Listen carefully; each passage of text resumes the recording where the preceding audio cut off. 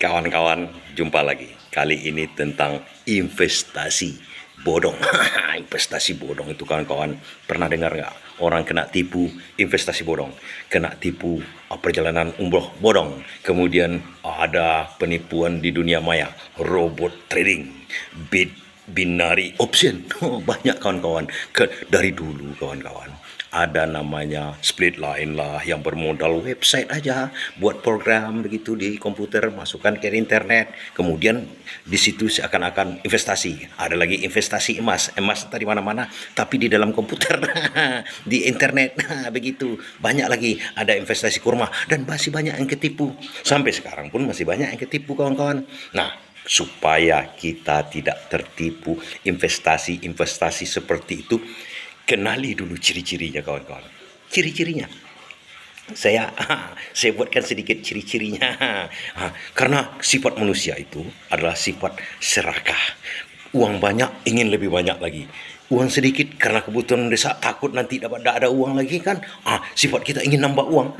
Saya pun begitu kawan-kawan. Begitu. Kita sama-sama kalau gitu. Kalau yang enggak ya bagus-bagus lah itu. Jadi begini kawan-kawan, jadi karena sifat serakah manusia itu, ada pancingan, ada inovasi negatif tentang investasi, bahwa uang segini banyak menjadi berlipat-lipat.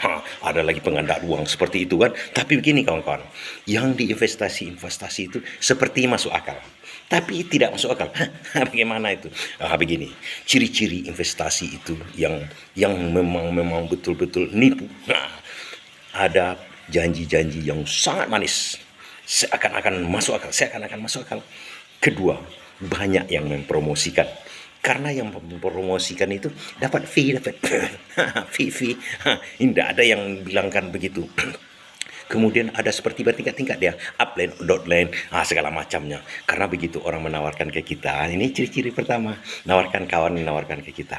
Ini investasinya, dapat ini, saya udah dapat, begini, begitu, saya udah melaksanakan ini, saya udah beli itu dari ini, kawan. Tapi bukan ke dia investasi, ke yang investasi lain, ke website yang entah berantah itu. Dia udah menerima katanya. Kemudian datang lagi satu lagi, begitu juga. Kemudian harus dimasukkan di bawah dia. Itu dah coret.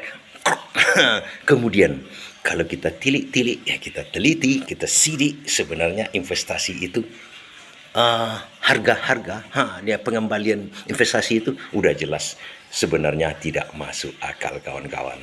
Karena investasi bagaimanapun juga, kalau kita yang udah pernah berdagang, membuat satu usaha, hasilnya berlipat misalnya 20%, dan usahanya cuma itu.